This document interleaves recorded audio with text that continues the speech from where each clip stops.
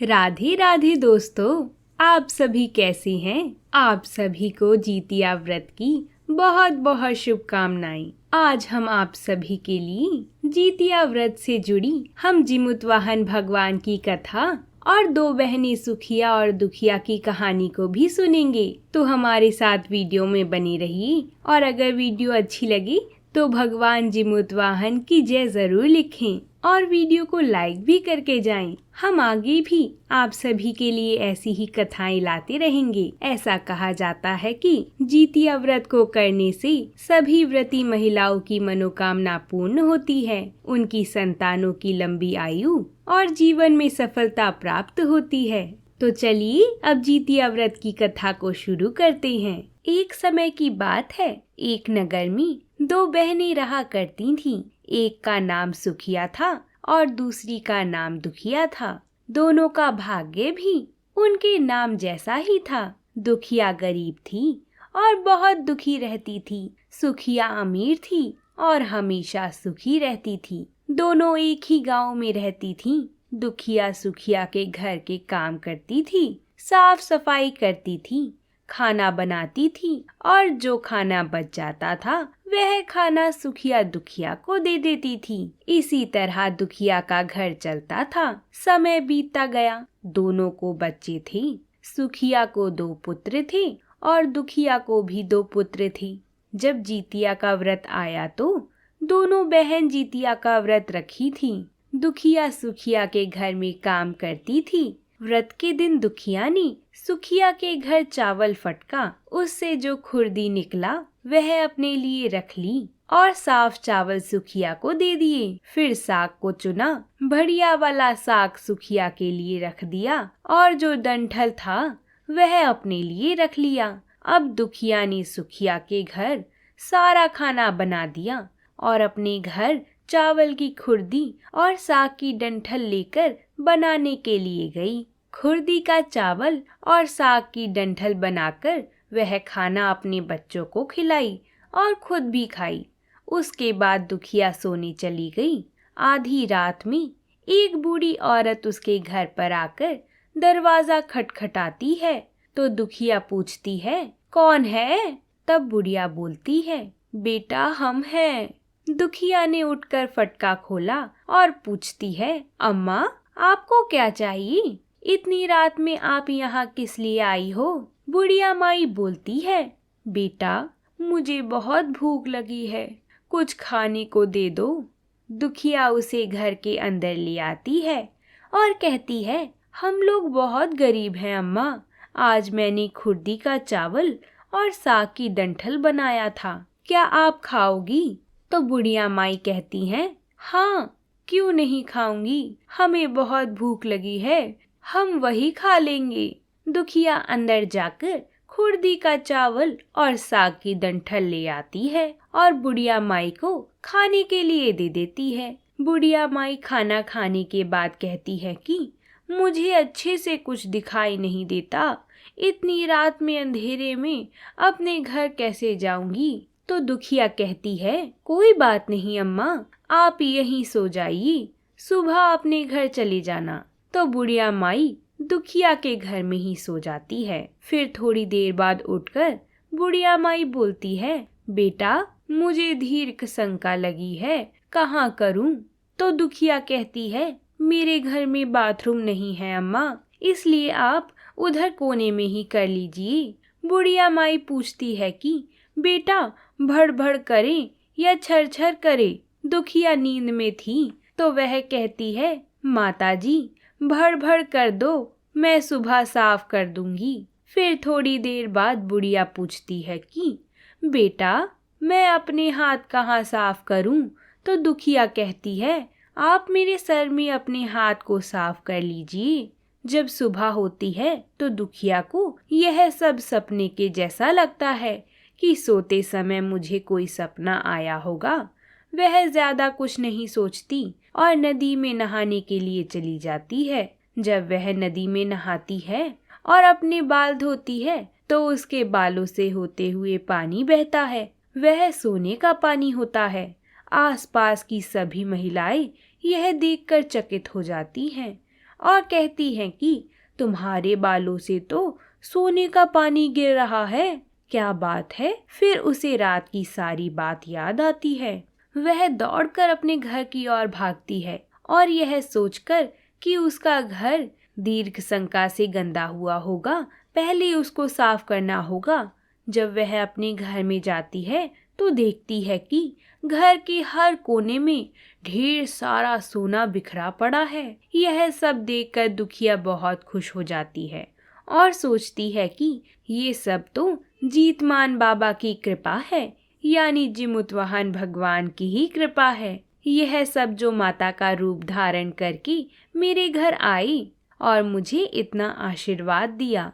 अब दुखिया अमीर हो गई थी और सुखिया के घर जाकर काम करना बंद कर देती है। दुखिया जब अपना व्रत पूरा करती है तो अपने पुत्र से कहती है कि जाओ मौसी के घर से तराजू लेकर आओ, यह नापने के लिए कि यह सोना कितना है। बच्चा बहुत खुश होता है और सुखिया मौसी के घर जाता है और जब वह तराजू मांगता है तो सुखिया पूछती है कि तराजू पर क्या नापना है। तो बच्चा बोलता है मेरे घर में बहुत ढेर सारा सोना है, उसी को माँ नापेगी। सुखिया कहती है खाने के लिए तुम्हारे पास कुछ भी नहीं है और सोना नापोगे, मुझसे झूठ कहते हो। तो बच्चा कहता है नहीं, मैं झूठ नहीं बोल रहा हूँ। सुखिया सोचती है जब तराजू मांगा है तो कुछ ना कुछ तो जरूर नापना होगा, इसलिए वह तराजू के पीछे गोंद लगा देती है कि जो भी नापेगा वह थोड़ा सा इसमें भी चिपक जाएगा। दुखिया जब तराजू पर सोना नापती है तो कुछ सोने का टुकड़ा तराजू के नीचे चिपक जाता है।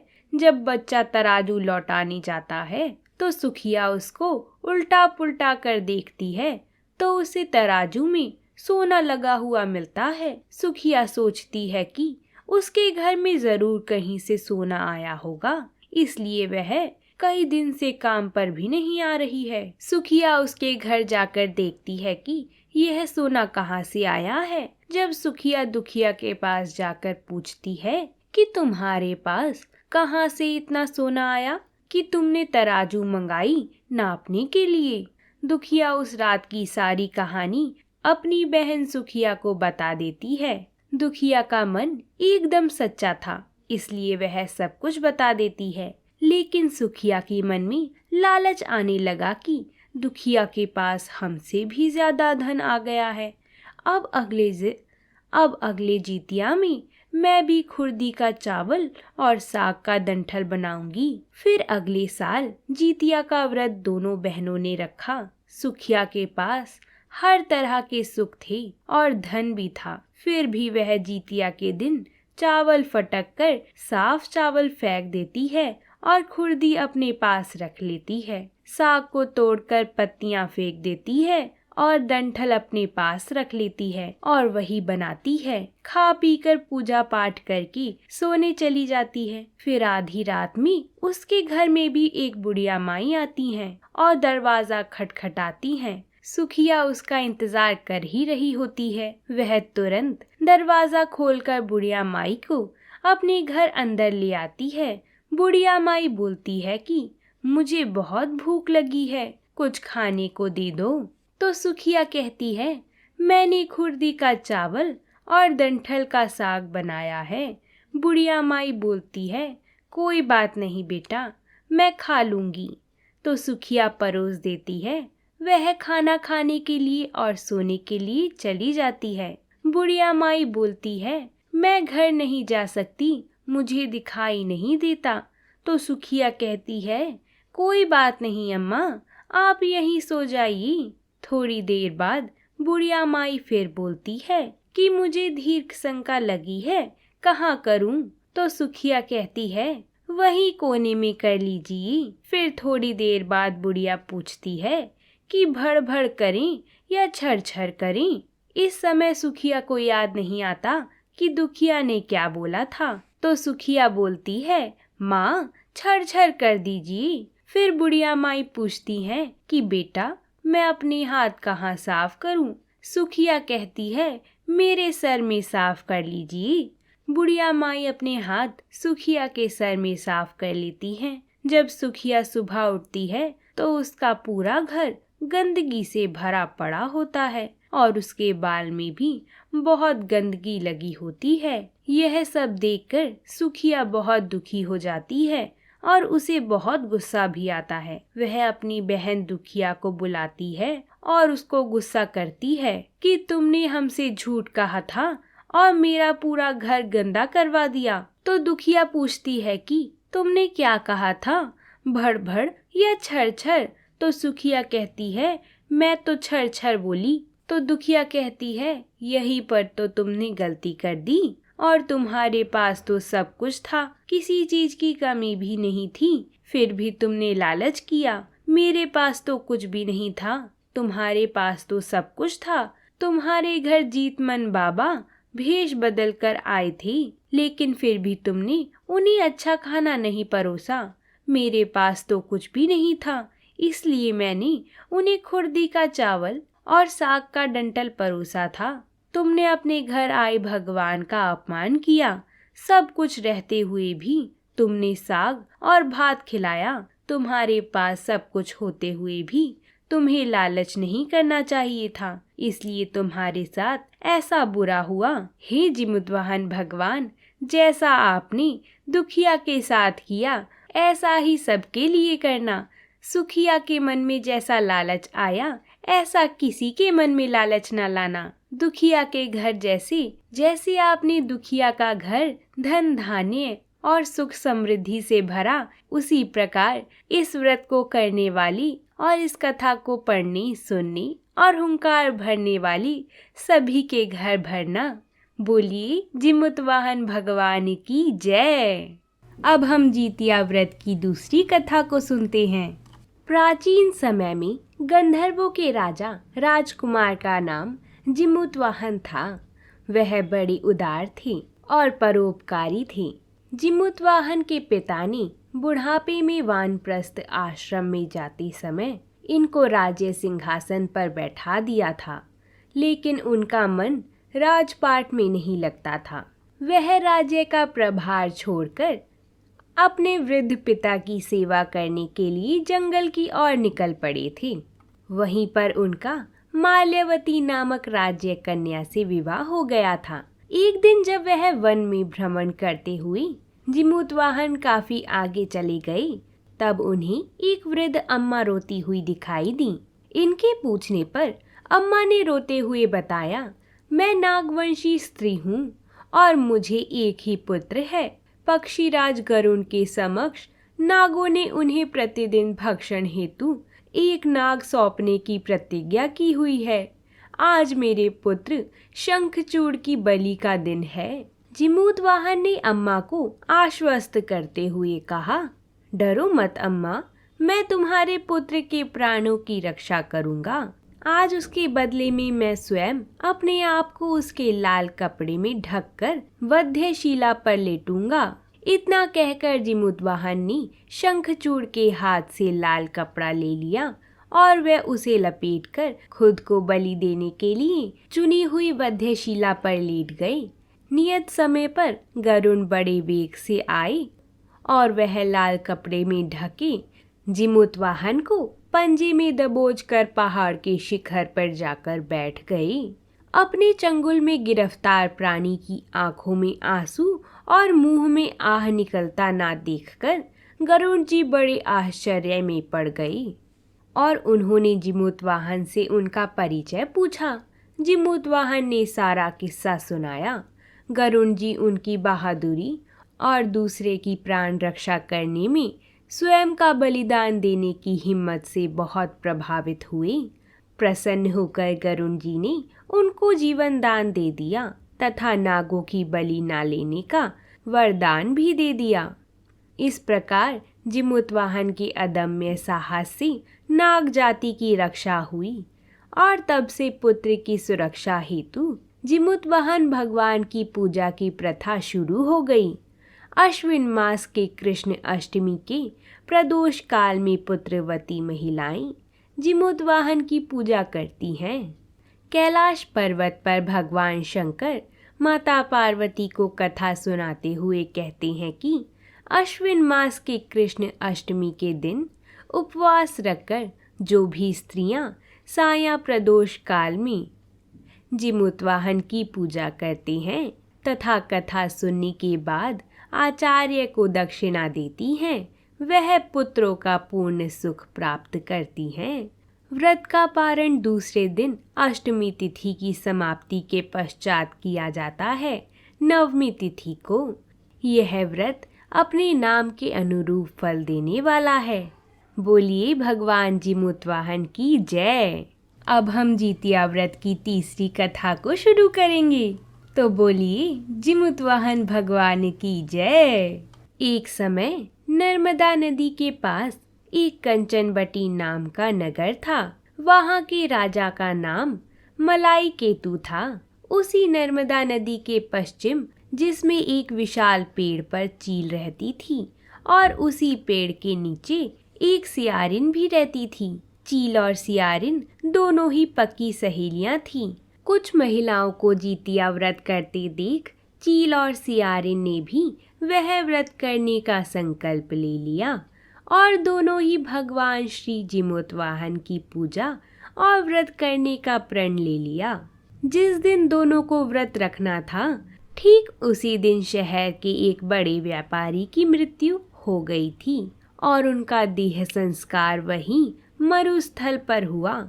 मुर्दा देखकर सियारिन को भूख लगने लगी और वह खुद को रोक नहीं पाई, जिसके कारण उसका व्रत टूट गया। परंतु चील ने खुद पर संयम रखा और पूरी श्रद्धा और नियम से अपना व्रत पूरा किया और अगले दिन व्रत का पारण भी किया। उसके बाद अगले जन्म में दोनों सहेलियों ने पुत्री के रूप में एक ब्राह्मण परिवार में जन्म लिया। उनके पिता का नाम भास्कर था। चील बड़ी बहन और सियारिन छोटी बहन बनी। बड़ी बहन का नाम शीलावती रखा गया और उसकी शादी बुद्धिसेन के साथ हो गई। छोटी बहन का नाम कपूरावती रखा गया और उसकी शादी उस नगर के राजा माल्यकेतु से हुई और छोटी बहन कपूरावती कंचनवटी नगर की रानी बन गई। अब भगवान जिमुतवाहन के आशीर्वाद से बड़ी बहन शीलावती को 7 पुत्र प्राप्त हुए, लेकिन कपूरावती के बच्चे जन्म लेते ही खत्म हो जाते थे। कुछ सालों बाद शीलावती के 7 पुत्र बड़े हो गए और राजा के दरबार में काम करने लगे। उन्हें देखकर कपूरावती के मन में ईर्ष्या और जलन की भावना उत्पन्न होने लगी। इस ईर्ष्या की भावना से कपूरावती रानी ने राजा से कहकर शीलावती के 7 बेटों के सर कटवा दिए। फिर उन 7 सिरों को बर्तन में डालकर ढक दिया गया और शीलावती के पास भिजवा दिया गया।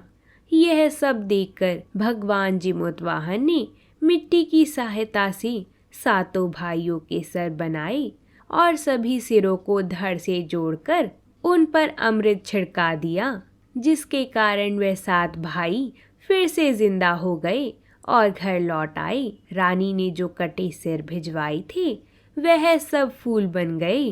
कपूरावती समाचार पाने को बहुत व्याकुल थी, लेकिन जब उसे इस बात का पता चला तो वह अपने बड़ी बहन के घर गई और वहां सब जिंदा देखकर आश्चर्य में पड़ गई और बेहोश हो गई। जब कपूरावती होश में आई तो उसने अपनी बड़ी बहन से यह सारी बात बताई और अपनी गलती का पछतावा किया। भगवान जिमुतवाहन की कृपा से बड़ी बहन को पूर्व जन्म की सारी बात याद आ गई और वह अपनी छोटी बहन को उसी पेड़ के नीचे लाकर पूर्व जन्म की सारी बातें सुनाई, जिसे सुनकर कपूरावती फिर बेहोश हो गई और मर गई। जब राजा तक इस बात की सूचना मिली तो उन्होंने उसी जगह पर पेड़ के नीचे कपूरावती का देह संस्कार कर दिया। हे जिमुतवाहन भगवान, जैसे आपने बड़ी बहन के बच्चों की रक्षा करी, उसी प्रकार इस कथा को कहने वाली, सुनने वाली और हुंकार भरने वाले सभी की संतानों की रक्षा करना और जिसने भी आज व्रत रखा हो उसका व्रत पूर्ण करना। जिमुतवाहन भगवान की जय।